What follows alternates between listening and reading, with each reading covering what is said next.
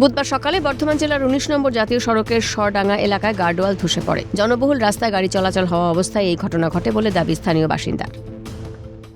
ঘটনাটা প্রথমে আপনার যে ব্লকগুলো আছে সিমেন্টের ইটের, ওটা প্রথমে ধসে পড়ে নিচের দিকটা অটোমেটিক। তারপরে ব্রিজটা এমনি রোডটা রানিংই ছিল, রানিং থাকা অবস্থায় ওপরে যে সিমেন্টের ঢালাইয়ের যে ব্রিজটা আছে মোটামুটি মিনিট 2 গাড়ি চলাচল করার পর ওটা রানিংয়ে ভেঙে পড়ে ওপর থেকে একদম ব্রিজটা। যখন এটা ধসে পড়ছে তখন গাড়ি চলাচল করছে? হ্যাঁ, গাড়ি চলাচল করছিল, তখন গাড়ি চলছে। হ্যাঁ, যে কোনো সময় বিপদ হতে পারে। রাত্রি হলে আরও বড় বিপদ হতে পারত বলে জানা গেছে। সড়কের গুণগত মান খারাপ ছিল বলে দাবি সাধারণ মানুষের।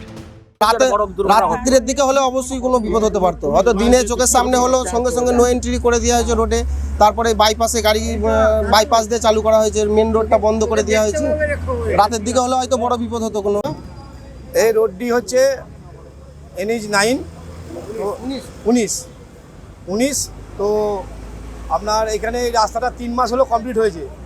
তার মধ্যে এরকমভাবে ভেঙে পড়েছে, সাধারণ নাগরিক তো এবার রাস্তা দিয়ে চলাচল চিন্তায় পড়ে গেছে। তাও তো আপনার সার্জেন্ট দেখেছিল বলে তাড়াতাড়ি তাদের তাড়াতাড়ি করে নো এন্ট্রি করে রাস্তা ঠিক করা হয়েছে। কিন্তু ব্যাপারটা হচ্ছে এই 3 মাসের রাস্তায় ছাই দিয়ে রাস্তা হয়?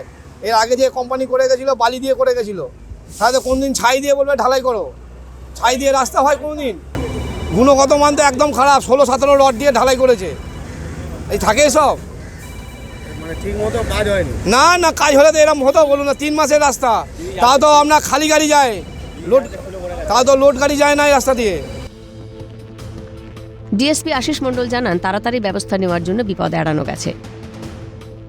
আজকে এই 10টা নাগাদ এখানে এই যে ফ্লাইওভারটা আছে, এটা সাইড ওয়ালটা ধসে গেছে। তার ফলে যে এবার আছে থার্ড লেনটা যেটা আছে সেটাও একটু ভেঙে গিয়েছে, মোটামুটি 40 ফুটের মতো। এটা হচ্ছে পিডি কলকাতার আন্ডারে আসে, ওদেরকে জানানো হয়েছে।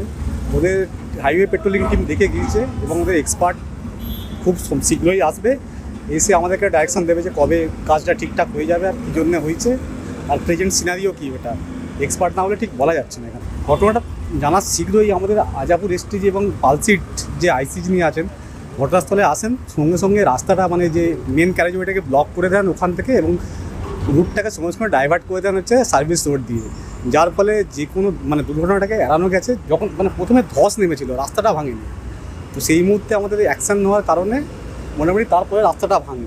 তো ততক্ষণ রোডটা ডাইভার্ট হয়ে গেছিলো রুটটা, তো সেই জন্য মেজর যে দুর্ঘটনা আছে সেটাকে এড়ানো সম্ভব হয়েছে। তৃণমূল সম্পাদক বাকবুল ইসলাম রাস্তার গুণগত মান খারাপের জন্য বিজেপিকে দায়ী করেছেন। যারা এই কাজ করেছেন তাদের উপযুক্ত শাস্তির দাবি করেছেন তিনি। এই জাতীয় সড়ক জব থেকে সম্প্রসারণের কাজ শুরু হয়েছে।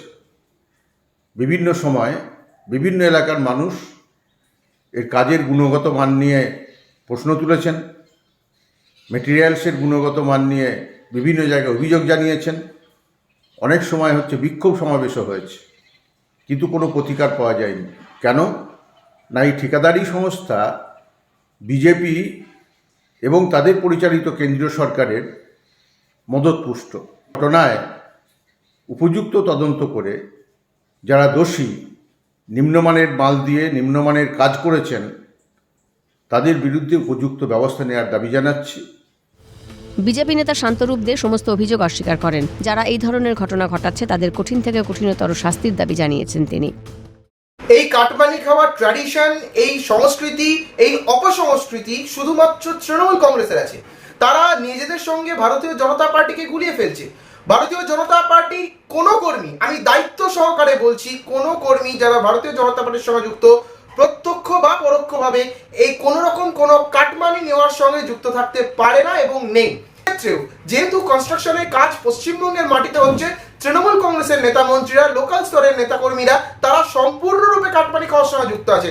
অবিলম্বে যে তৃণমূল কংগ্রেসের নেতাকর্মী এবং যে কন্ট্রাক্টরের মাধ্যমে ঘটনা হয়েছে তাদের বিরুদ্ধে কঠোর থেকে কঠোরতম সাজার দাবি জানাচ্ছি।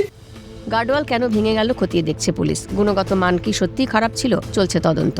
বর্ধমান থেকে রাজেশ খানের রিপোর্ট, ক্যালকাটা নিউজ।